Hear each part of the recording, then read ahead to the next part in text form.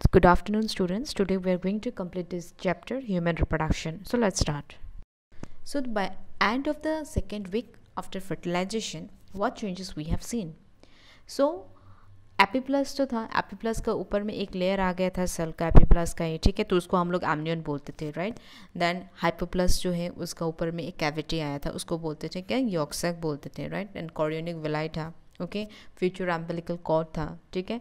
लेकिन यहाँ पे by the end of the second week after fertilization एक और स्ट्रक्चर्स यहाँ पे होता है जिसको बोलते हैं allantois. Okay, allantois is nothing but it is some part of yolk sacs that start to project inside the umbilical cord and it is known as allantois. Okay, yolk sac से कुछ part project होके umbilical cord के अंदर में घुस जाते हैं, इसको हम लोग allantois बोलते हैं.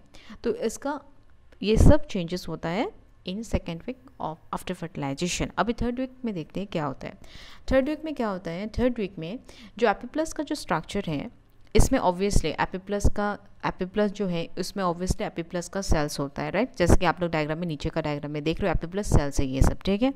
तो ये सब एपीप्लस जो सेल्स है ये लोग क्या करेगा, यहाँ पे एपीप्लस में एक स्ट्रक्चर्स बन जाएगा, ठीक है. एक ऐसे देखो, एक लाइन जैसे ऐसे ऊपर, ऐसे लाइन जैसे ऐसे खींच के फिर ऊपर में ऐसा गद्दा टाइप का एक स्ट्रक्चर फॉर्मेशन होता है, ठीक है. गद्दा टाइप का जो आप लोग देख रहे हो ना, जो नीचे वाला जो लेवलिंग करके मैंने दिया है, प्रिमिटिव स्ट्रिक, ठीक है, प्रिमिटिव स्ट्रिक.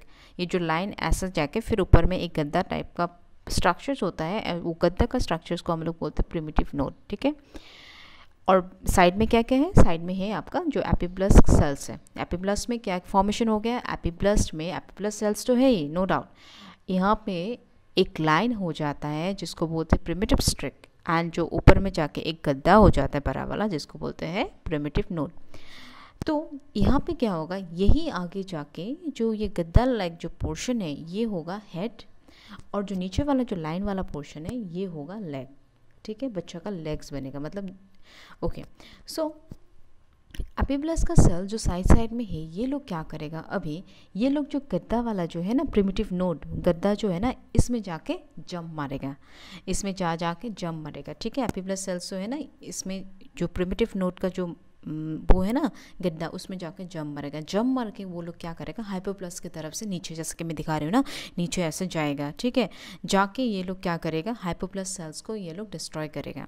डिस्ट्रॉय करके फिर ये लोग कुछ लेयर्स बनाएगा, जैसे मैंने दिखाया कि हैप्लोप्लस सेल्स में जाके डिस्ट्रॉय किया, फिर ये जो एंडोडर्म बन जाएगा, ठीक है. फिर बीच में कुछ लूजली पैक्ड सेल्स होगा जिसको बोलते हैं मेसोडर्म, एंड जो बाकी एपीप्लस सेल्स बच जाता है इन द एपीप्लस, जितना भी एपीप्लस सेल्स बच जाता है, इसको हम लोग ectoderm, we will use the term as ectoderm, ठीक है.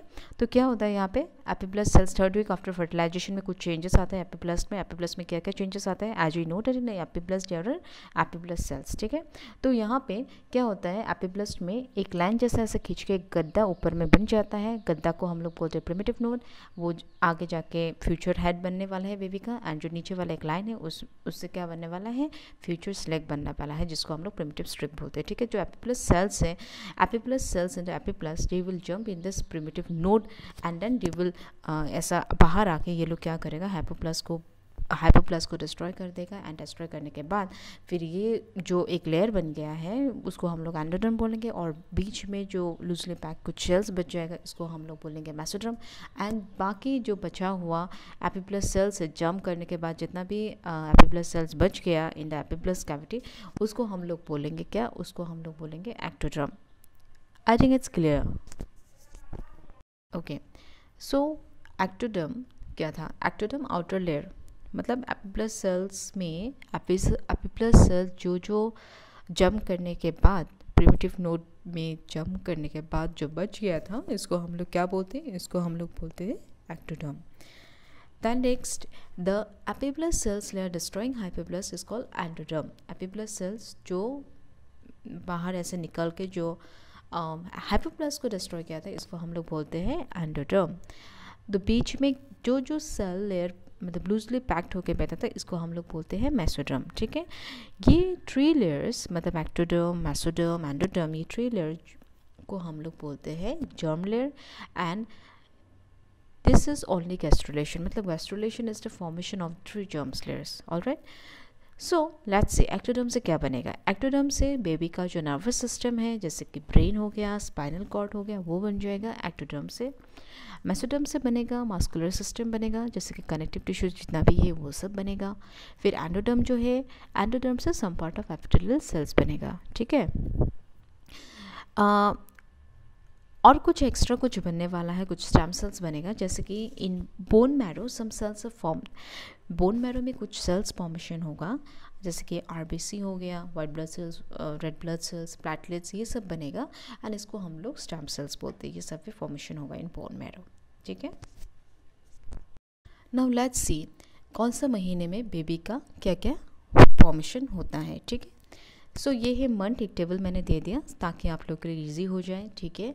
मंथ, ठीक है, मंथ 1 में क्या होगा, eight the end of this 1 month heart is formed, heart formation होता है बेबी का bye the end of 1 month, ठीक है। जब डॉक्टर स्टेथोस्कोप लेके देखेगा मम्मी को, तब he can have the sound of the heart beat of the baby. Alright, the next in the second month, at the end of the this second month क्या होगा, लिम्स फॉर्मेशन होगा, ठीक है। लिम्स मतलब लेग्स, हाथ, ये सब formation हो जाएगा। फिर फॉर्मेशन होगा आपका डिजिट्स, मतलब फिंगर्स फॉर्मेशन होगा एंड देन एक्सटर्नल जेनिटेलिया होगा फॉर्मेशन, ठीक है। देन थर्ड मंथ में क्या फॉर्मेशन होगा, थर्ड मंथ में फॉर्मेशन होगा organ and organ system of the baby will be formed, ठीक है। सो ये जो फर्स्ट सेकेंड थर्ड है, ये 3 महीना बहुत ही प्रेशियस होता है। सो ये 3 महीना फीमेल को, if she is in pregnant stage, if she is pregnant, then उसको बहुत ही ध्यान से रहना है, बिकॉज ये है initial stage of formation of the organs, हो हार्ट हो या हाथ पैर हो, फिंगर्स हो, ठीक है। So this 3 months is very important. Then 4 महीने जो 4 मंथ है, इसमें कुछ भी एनसीईआरटी में दिया नहीं है, इसलिए मैंने ब्लैंक छोड़ दिया। 5th मंथ में क्या होगा, 5th मंथ में baby now will have hair on head and first movement of fetus, ठीक है। जैसे कि थोड़ा थोड़ा मूवमेंट करना शुरू करेगा, मतलब लात मारेगा या एंड हेयर फॉर्मेशन होगा हेड में बेबी का। 6th मंथ में क्या होगा, हेयर ऑन बॉडी, बॉडी में छोटा छोटा हेयर फॉर्मेशन होगा एंड देन आईलिड ऑल्सो उसका सेपरेट हो जाएगा एंड ब्यूटीफुल आईलैश फॉर्म, मतलब आईलैश का भी फॉर्मेशन हो जाएगा 6 मंथ में। 7-8 में कुछ भी यहाँ पे दिया नहीं है एंड 9 मंथ में जेस्टेशन, मतलब एम्ब्रायोनिक जो डेवलपमेंट होने वाला था वो पूरा कंप्लीट हो जाएगा एंड देन पर्चुरेशन हैपन्स, जो हम लोग कॉमन भाषा में क्या बोलते हैं, डिलीवरी होगा, ठीक है। Parturition is also known as childbirth or labor or delivery. Don't be confused on these 3 terms. These 3 terms is used for parturition only. So देखो अभी जो fetus है ये fully developed हो गया, ठीक है, fully developed हो गया. It's time for the baby to deliver now. Okay. So actually क्या होता है, मदर में अभी फुल ऑफ प्रोजेस्टेरॉन है, ठीक है, full of progesterone is in the mother body, because क्योंकि प्रोजेस्टेरॉन का काम ही होता है no contraction in uterus, uterus में कंट्रैक्शन ना हो, इसलिए प्रोजेस्टेरॉन हार्मोन का काम होता है, ठीक है, क्योंकि बेबी डेवलप हो रहा है, राइट, बेबी का डेवलपमेंट हो रहा है, तो इसलिए प्रोजेस्टेरॉन बेबी का डेवलपमेंट के लिए हेल्प करता है कि यूट्रस का कंट्रैक्शन ना हो, कंट्रैक्शन होने से मतलब डिस्ट्रॉय हो सकता है बेबी, इसलिए कंट्रैक्शन ना हो, इसलिए प्रोजेस्टेरॉन जो है हार्मोन ये पूरा यूट्रस का जो लेवल है इसको पूरा मतलब स्टडी करके रखते हैं, ठीक है। तो अभी तो ये बेबी तो फुल डेवलप्ड हो गया, जितना भी डेवलपमेंट करना था बेबी का हो गया, अभी it's time to now delivery of the baby. So अभी प्रोजेस्टेरॉन का जो अमाउंट है इसको कम करना है, तो कैसे कम होगा वो देखते हैं। तो एक्चुअली क्या होता है, जो फुल्ली डेवलप्ड जो फीटस है ये अभी उसका एड्रेनल ग्लैंड से कुछ एंड्रोजन रिलीज़ करेगा, ठीक है, एंड्रोजन रिलीज़ करता है, बेबी हुआ तो क्या है, इसका भी एड्रेनल ग्लैंड से ये रिलीज़ करेगा कुछ एंड्रोजन, जैसे कि मैंने यहाँ पे स्ट्रक्चर में देखो, स्ट्रक्चर में मैंने डायग्राम में दिया है ऐसा गोल गोल करके ब्लू कलर का, देखो ये सब है एंड्रोजन रिलीज़ कर दिया, ठीक है, बेबी ने। तो ये एंड्रोजन कौन लेगा, ये एंड्रोजन लेगा will be taken by placenta लेगा। प्लासेंटा फिर क्या करेगा, प्लासेंटा ये जो एंड्रोजन है इसको कन्वर्ट करेगा estrogen, placenta will convert this androgen into estrogen, ठीक है, डोंट बी कंफ्यूज। ये एंड्रोजन रिलीज़ किया किसने, fetus ने रिलीज़ किया from his or her adrenal glands, and this androgen will be taken by placenta, and the placenta will convert the androgen into estrogen. Okay, यहाँ तक तो clear है। अभी एस्ट्रोजन क्या करेगा, एस्ट्रोजन जो यूट्रस का जो मायोमेट्रियम कैविटी है, मायोमेट्रियम का जो लेयर है, मायोमेट्रियम लेयर में it will increase number of oxytocin receptors, oxytocin का रिसेप्टर्स यहाँ पे बढ़ा देगा ये एस्ट्रोजन, ठीक है। ऑक्सीटोसिन का काम क्या होता है, ऑक्सीटोसिन का काम है कंट्रैक्ट स्मूथ मसल, जो स्मूथ मसल्स होता है ना वो कंट्रैक्ट करता है ऑक्सीटोसिन। और प्लेसेंटा जब एंड्रोजन को कन्वर्ट कर दे एस्ट्रोजन में, तो ये एस्ट्रोजन जाके मायोमेट्रियम में जाके एक्ट करता है। मायोमेट्रियम में क्या करता है, ऑक्सीटोसिन का जो रिसेप्टर है, ऑक्सीटोसिन का रिसेप्टर बढ़ा देता है, ठीक है। और ऑक्सीटोसिन का काम क्या है, ऑक्सीटोसिन का काम है टू कंट्रैक्ट स्मूथ मसल्स, ठीक है, टू कंट्रैक्ट स्मूथ मसल। वैसे तो जनरली जो मदर है, जैसे कि ऊपर में ऐसे ड्रॉ कर दिया, जैसे कि क्या होता है generally little amount of oxytocin used to release from mother posterior pituitary. Mother का पोस्टीरियर पिट्यूटरी से वैसे तो generally little amount of oxytocin release होता ही है, लेकिन जब ये एस्ट्रोजन मदर का यूट्रस में ऑक्सीटोसिन रिसेप्टर्स बढ़ा दिया, ऑक्सीटोसिन रिसेप्टर्स बढ़ाने के कारण ये मदर का पोस्टीरियर पिट्यूटरी से ज़्यादा ऑक्सीटोसिन रिलीज़ करना पड़ेगा। यानी ऑक्सीटोसिन क्यों रिलीज़ करना पड़ेगा, क्योंकि ये ऑक्सीटोसिन क्या करता है, इट कंट्रैक्ट स्मूथ मसल्स में, मतलब बेबी को कंट्रैक्ट कर करके बेबी को पुश करने के लिए हेल्प करेगा ये ऑक्सीटोसिन। इसीलिए ये एस्ट्रोजन क्या करता है, मायोमेट्रियम में ऑक्सीटोसिन का रिसेप्टर्स, मतलब ऑक्सीटोसिन का रिसेप्टर्स बढ़ा देगा। बढ़ाने के कारण माँ का जो पिट्यूटरी ग्लैंड से, जो पोस्टीरियर पिट्यूटरी ग्लैंड से क्या रिलीज़ करेगा, ज़्यादा ऑक्सीटोसिन रिलीज़ करना पड़ेगा, ताकि ये मायोमेट्रियम का जो रिसेप्टर्स है रिसीव करके उसको कंट्रैक्शन करने के लिए हेल्प करेगा, बेबी को निकालने के लिए, ठीक है। अभी तक तो क्लियर है, ठीक है। सो फिर क्या होगा, ये इफ़ ये बेबी पुश होके अभी क्या करेगा, सर्विकल कैनल तक आएगा। अब इस सर्विकल कैनल में कुछ रिसेप्टर्स हैं, यहाँ पे मैं डायग्राम में लिखा है लेवलिंग करके, स्ट्रेच रिसेप्टर्स है। अब ये स्ट्रेच रिसेप्टर्स पे क्या करेगा, ये स्ट्रेच रिसेप्टर्स पे स्टिमुली भेजेगा posterior pituitary of the mother, फिर और ज़्यादा ऑक्सीटोसिन फिर रिलीज़ करेगा, और ज़्यादा ऑक्सीटोसिन, जितना ऑक्सीटोसिन रिलीज़ करेगा उतना बेबी को पुश आउट करने के लिए हेल्प होगा। ओके, ज़्यादा ऑक्सीटोसिन ज़्यादा बेबी को पुश आउट करने के लिए हेल्प होगा। इसीलिए ये लोग स्टिमुली भेज रहा है मदर का पोस्टीरियर पिट्यूटरी में, एंड ये मदर का पोस्टीरियर पिट्यूटरी से फिर ज़्यादा ऑक्सीटोसिन रिलीज़ होता है, ठीक है। जितना ऑक्सीटोसिन रिलीज़ होगा उतना बेबी का कंट्रैक्शन के लिए हेल्प होगा, उतना बेबी पुश आउट हो सकता है, मतलब उतना बेबी को पुश बाहर निकलने के लिए हेल्प हो सकता है। उस टाइम मदर का बहुत ही भयानक सा पेन होता है, मदर का जान जाने वाला होता है, ठीक है। ये सब प्रोसेस जो हो रहा है ना, ये सब प्रोसेस के टाइम पे मदर का बहुत ज़्यादा पेन होता है, माँ का तो जाने वाला होता है, ठीक है। सो फिर क्या होगा, ये फिर बाद में क्या होगा, it will continue until end unless the baby will be push out from the cervical canal and birth canal. ये मतलब प्रोसेस चलते रहेगा। ज़्यादा कंट्रैक्शन करना है तो ज़्यादा ऑक्सीटोसिन रिलीज करेगा, मतलब पॉजिटिव फीडबैक भेज रहा है पोस्टीरियर पिट्यूटरी ऑफ मदर में, क्योंकि पॉजिटिव फीडबैक होने से क्या था, ज़्यादा प्रोडक्शन चाहिए, ठीक है। ज़्यादा प्रोडक्शन चाहिए तो पॉजिटिव फीडबैक भेजना ही पड़ेगा, ठीक है। पॉजिटिव फीडबैक भेजने से पोस्टीरियर पिट्यूटरी ग्लैंड से ज़्यादा ऑक्सीटोसिन रिलीज होगा, एंड ज़्यादा ऑक्सीटोसिन रिलीज होने से ज़्यादा मतलब पूरा कंट्रैक्शन होने में हेल्प होगा, ठीक है।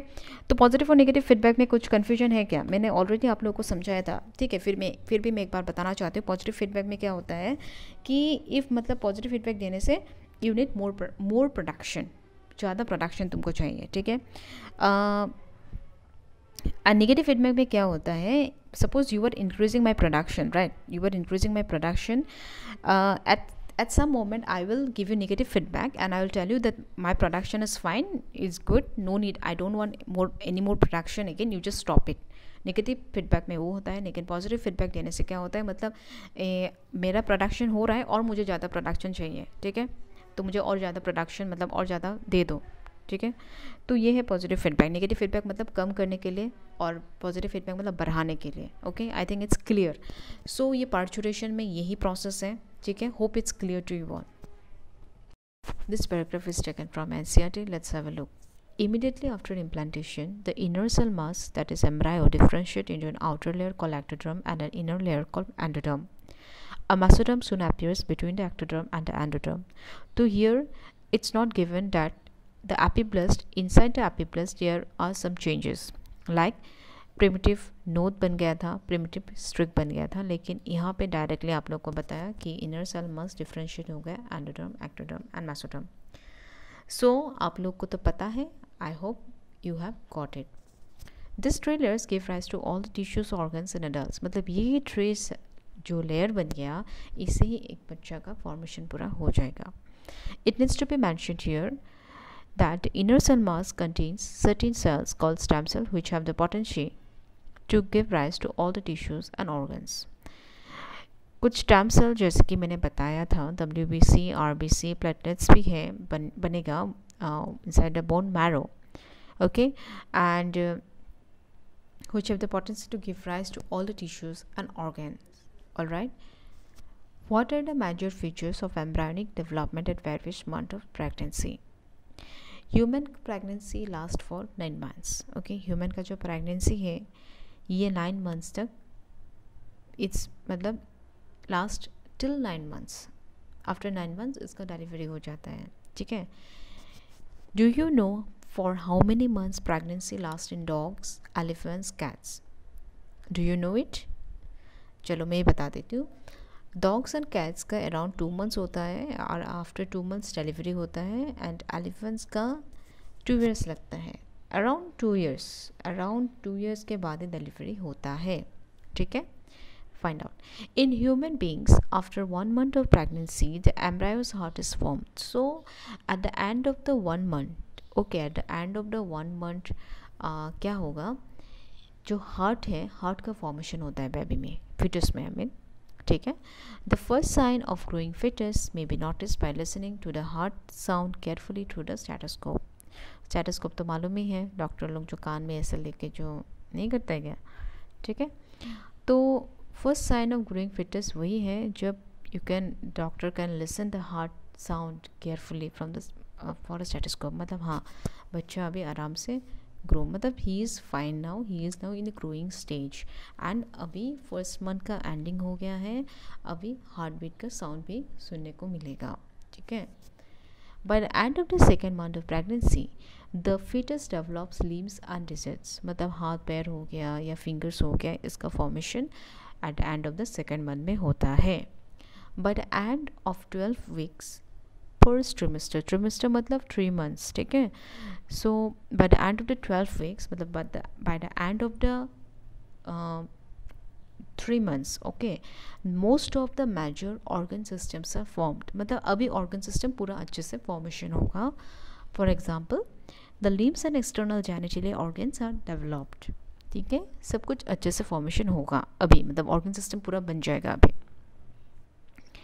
The first movement of the fetus and appearance of hair on the head are usually observed during the 5th month. 5th month में क्या होगा, थोड़ा मूवमेंट करना शुरू करेगा फिटस. ठीक है. फिर जो हेड में थोड़ा हेयर भी ग्रो करना शुरू करेगा during 5th month. all right. By the end of about 24 weeks, 24 weeks मतलब end of second trimester. Trimester मतलब आप लोग को मालूम है 3 months, right. So second 3 months का एंड में क्या होगा, body is covered with fine hair, छोटा छोटा हेयर बनेगा बेबी का बॉडी में. एंड आईलिड्स जो है वो भी सेपरेट हो जाएगा and eyelashes are form, beautiful eyelashes will be formed in the baby. By the end of the 9 months of pregnancy the foetus is fully developed. So फिर foetus fully developed होगा and is ready for parturition और delivery. All right. This paragraph is from NCERT. ये भी देख लेते हैं हम लोग. ठीक है. पार्चुरेशन के बारे में क्या लिखा है NCERT में. The average duration of human pregnancy is about 9 months. मतलब जो एवरेज ड्यूरेशन होता है ह्यूमन प्रेगनेंसी का वो जनरली 9 months का होता है and which is called gestation period. Vigorous contraction of the uterus at the end of 9 months causes expulsion delivery of the fetus. मतलब contraction होता है बेबी में at the end of the pregnancy and for that only what happen delivery of the fetus हो जाता है, ठीक है। This process of delivery of the fetus is called parturition. मैंने बताया था डिलीवरी को ही पर्चुरेशन बोलते हैं, ठीक है। पर्चुरेशन is induced by A complex neuro endocrine mechanism. Neuro मतलब जैसे कि न्यूरॉन से जाके माँ का पिट्यूटरी ग्लैंड्स में, फिर क्या होता है पिट्यूटरी ग्लैंड्स में जाके फिर क्या होता है, फिर ऑक्सीटोसिन रिलीज होता है, ठीक है। So it's a complex neuro endocrine mechanism. The signals for parturition originate from the fully developed fetus and the placenta, which induce mild uterine contraction called fetal ejection reflex. So क्या होता है, signals for parturition जो होता है ये originate from a fully developed fetus. जैसे कि fetus से क्या होता है, रिलीज होता है आपका एंड्रोजन रिलीज होता है फिटस का एड्रेनल ग्लैंड से, ठीक है। एंड देन क्या होता है, फिर ये एंड्रोजन कहाँ जाता है, ये इस taken androgen is taken by placenta, जैसे कि मैंने आप लोग को बताया। फिर प्लेसेंटा एस्ट्रोजन में कन्वर्ट कर देता है एंड्रोजन को, ठीक है। सो इसलिए यहाँ ये लाइन में एक्चुअली मेंशन किया कि ये जो पार्चुरेशन है originate from the fully developed fetus only and then it goes to placenta, okay. And then after that only क्या होता है, कंट्रैक्शन होता है, एंड इसलिए इसको बोलता है fetal ejection reflex, alright. This triggers release of oxytocin from the maternal pituitary. Oxytocin हम लोगों ने ऑलरेडी डिस्कस किया था कि ऑक्सीटोसिन जो है वो रिलीज होता है मदर का पिट्यूटरी से, ठीक है। Oxytocin acts on the uterine muscles and causes stronger uterine contraction. जैसे कि यूट्रन में जो मायोमेट्रियम है वहाँ पे क्या होता है, रिसेप्टर्स होता है ऑक्सीटोसिन का, ठीक है। जब माँ ज़्यादा ऑक्सीटोसिन रिलीज करेगा तब क्या होता है, रिसेप्टर्स को रिसीव करेगा, फिर कॉन्ट्रैक्शन करने के लिए शुरू कर देते हैं, and this will help the baby to push out, which in turn stimulates further secretion of oxytocin, okay. Next, the stimulatory reflex between the uterine contraction and oxytocin secretion continues, resulting in stronger and stronger contraction. So ये जो मैंने बताया, जितना ज़्यादा stimuli भेजेगा mother का posterior pituitary में उतना ही ऑक्सीटोसिन रिलीज होगा, और जितना ऑक्सीटोसिन रिलीज होगा उतना ही स्ट्रॉन्ग कंट्रैक्शन होगा, ओके। और strong contraction will only leads to the delivery of the baby. This leads to expulsion of the baby out of the uterus through the birth canal. फिर मतलब cervical canal से फिर baby will be move out from the birth canal and then the parturition happens. Delivery होगा. Soon after the infant is delivered, the placenta is also expelled out of the uterus. ठीक है? I think it's clear. So lactation. So lactation is nothing. It's a release of milk from the mammary glands of mother. All right. जैसे कि बच्चा बाहर आ गया, parturition हो गया बच्चे का, उसको तो फीड करने के लिए कुछ चाहिए ना, तो माँ का milk from the mammary gland इसको फीड करने के लिए काम आता है, और उसके लिए रिस्पॉन्सिबल होता है दो हार्मोन का, एक तो है प्रोलैक्टिन और एक है ऑक्सीटोसिन. सो प्रोलैक्टिन का काम क्या है, it stimulates mammary glands to produce milk. ये मैमरी ग्लैंड्स में स्टिमुलेट करता है ताकि मिल्क प्रोड्यूस हो सके. एंड ऑक्सीटोसिन क्या होता है, ऑक्सीटोसिन का जो हार्मोन है ये क्या करता है, ये करता है it contracts areolar muscles in mammary glands of the mother so that milk let down takes place. मतलब मिल्क का जो फ्लो है वो ऑटोमेटिक हो सके after the delivery. Alright, then next is the first milk produced in mother is colostrum. जो पहला काढ़ा पीला दूध होता है उसको बोलते हैं colostrum, and it is very very important for the baby because it has lots of antibodies. It's have lots of antibodies. और एक एंटीबॉडी वो होता है IgA बोल के, इम्यूनोग्लोबुलिन A बोल के एक एंटीबॉडी से बहुत इंपॉर्टेंट है, ठीक है. एंड और ये मिल्क में क्या क्या कंटेन होता है, सम अमाउंट ऑफ कार्बोहाइड्रेट्स होता है, प्रोटीन्स होता है, फैट्स होता है, विटामिन्स होता है, जो कि बहुत इंपॉर्टेंट होता है बेबी के लिए, ठीक है. जो नेक्स्ट पैराग्राफ है ये है NCERT से, देखते हैं इसमें क्या है. The memory glands of the female undergo differentiation during pregnancy and starts producing milk towards the end of the pregnancy, ठीक है. सो by the process called lactation, तो इस प्रोसेस को ही बोलते हैं lactation. This helps the mother in feeding the new born. Okay, जो बच्चा नया पैदा होगा उसको ही बोलते हैं, उसको मतलब जो फीड करना है, ठीक है, उसको प्रोसेस को बोलते हैं लैक्टेशन, ठीक है. The milk produce during the initial few days of lactation इसको कोलेस्ट्रॉम, मतलब पहला जो दूध निकलता है पीला गाढ़ा वाला, वो वाला कोलेस्ट्रॉम बोलते हैं, which is very important and it contains lots of antibiotics, absolutely essential to develop resistance for the newborn babies. Breastfeeding during the initial period of infant growth is recommended by doctors for bringing up a healthy baby. So जो breast feeding है ये doctors लोग भी सलाह देता है कि breast feeding is very important after the birth of the baby because so that the baby can be very much healthy. Okay, so we have completed today this chapter. Thank you, students. Today we have completed human reproduction. So in the next class we'll start a new chapter then. Till then, take care and bye bye.